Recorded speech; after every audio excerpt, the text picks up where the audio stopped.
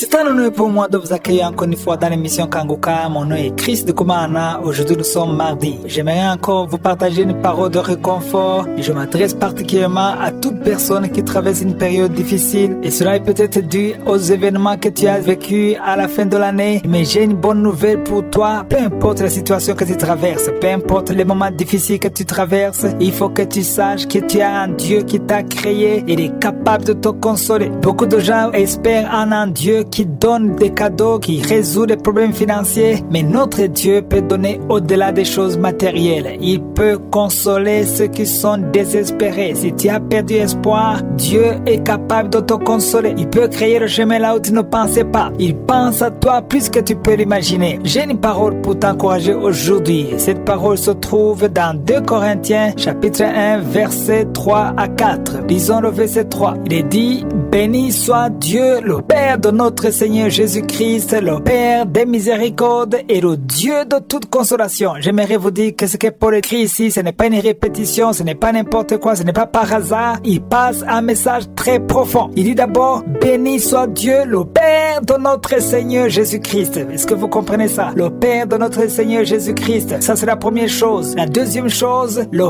Père des miséricordes. Il n'y a pas une grande différence, mais ici, il parle particulièrement d'un Dieu qui est le Père de Jésus-Christ et un Dieu qui est le Père des miséricordes. Ça dit que si tu as déjà connu quelqu'un qui est miséricordieux, notre Dieu est le Père des miséricordes. Et le troisième point, il est le Dieu de toute consolation. Aujourd'hui, j'aimerais insister sur le mot consolation. On console quelqu'un qui est désespéré, quelqu'un qui souffre, quelqu'un qui pleure, quelqu'un qui est complètement découragé. Mais notre Dieu, c'est le Dieu de toute consolation. J'aimerais te dire que Dieu peut te consoler, peu importe la situation que tu traverses. Tu es désespéré, tu as une mauvaise nouvelle, mais Dieu peut te consoler. Parfois, tu ne le vois pas sur place parce que tu ne vois aucun changement. Tu as prié, tu espères que Dieu va te consoler d'une façon extraordinaire. Tu ne vois absolument rien, mais avec le temps, tu vas te rendre compte que Dieu t'a consolé parce que Dieu écoute ta prière. Il est conscient de tes souffrances et il a prévu une solution pour toi. Et au verset 4, il dit: c'est le Dieu qui nous console de toutes nos afflictions. Dieu ne console pas certaines afflictions seulement. Il console toutes les afflictions. Peu importe la nature de ton affliction, peu importe la nature de ton problème,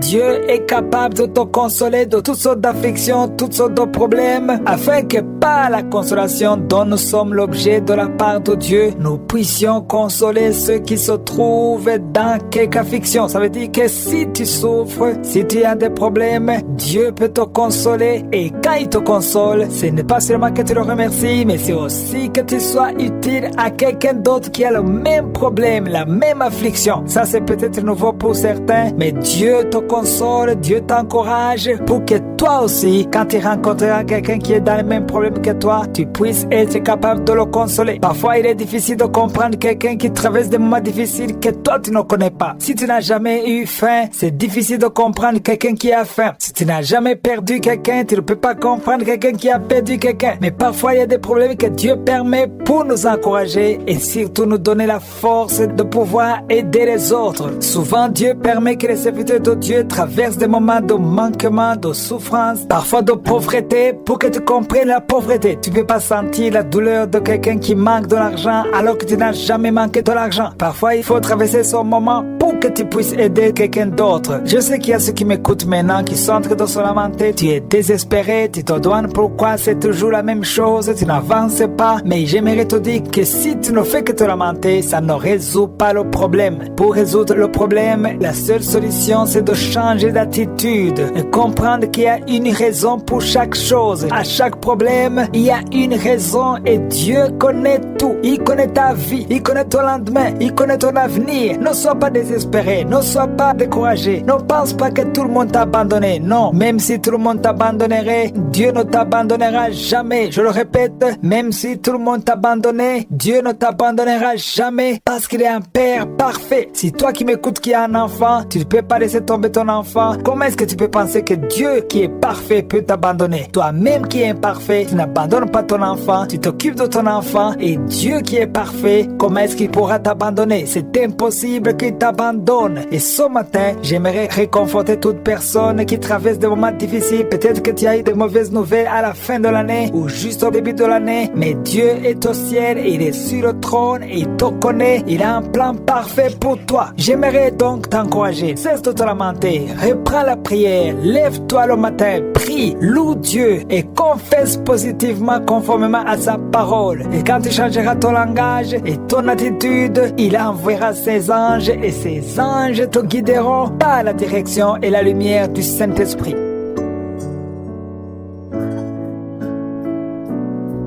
Nous sommes maintenant dans le moment consacré à l'enseignement. Nous allons continuer à étudier le livre de Chroniques que nous avons commencé hier. Je vous ai dit que ce livre sera aussi associé au livre d'Esdras qu'on étudiera dès la fin de ce livre. Aujourd'hui, j'aimerais vous expliquer la structure de ce livre. Je vous ai dit que c'est Esdras qui aurait écrit ce livre car les deux derniers versets du livre de Chroniques, ce sont les deux premiers versets du livre d'Esdras. Ils sont semblables, ce qui nous fait croire que c'est le même auteur qui a écrit ces deux livres. Je vous ai également dit que beaucoup de choses qu'on raconte dans son livre de Chroniques se trouvent également dans le livre de Rois et le livre de Samuel. C'est presque la même chose, les mêmes exemples. C'est pour cela que j'ai demandé au nouveau d'aller dans Recherche, pas les archives, Recherche, écrivez le mot Roi ou Samuel. Et comme ça, vous allez suivre tout ce qu'on a déjà vu dans le livre des Rois. Le livre des Rois commence le 22 mai 2023. Et c'est pour cela que je ne vais pas répéter parce que j'ai longuement expliqué ces deux livres. On a pris assez de temps pour cela. Et aujourd'hui, j'aimerais qu'on continue avec le livre de Chroniques. Il y a certaines choses sur lesquelles je vais revenir, mais la grande majorité, je ne vais pas y revenir. Allons maintenant dans le livre de Chroniques. J'aimerais donner un peu le contexte de ce livre. Le livre de Chroniques a été écrit après que le peuple de Dieu est sorti de Babylone après 70 ans de captivité. Vous vous souvenez certainement de la prière de Daniel dans Daniel chapitre 9. Il a remarqué que les 70 ans étaient écoulés et il a pris le sac et la cendre pour prier et intercéder et jeûner pour le peuple d'Israël. Le peuple d'Israël a été en captivité pendant 70 ans dans Babylone. Et le livre de Chroniques a été écrit juste après la délivrance quand ils sont sortis de Babylone. Alors je vous ai dit que Israël a été divisé en deux. Quand David était le roi, il était le roi de tout Israël entier. Mais après la mort de Salomon, Israël s'est divisé en deux. Nous avons vu ça dans le livre des rois, comment Israël a été divisé. Il y avait deux parties. Il y avait la partie du nord qui est Israël et la partie de Juda qui est dans le sud. Elle était dirigée par Roboam. Roboam, c'était le fils de Salomon. Quand Salomon est mort, il y avait son fils Roboam qui est devenu roi, mais il a eu un conflit avec les anciens d'Israël. Il voulait qu'il change de politique, de comportement, mais il a refusé. Il a été pire que son père. Et c'est à partir de ce moment que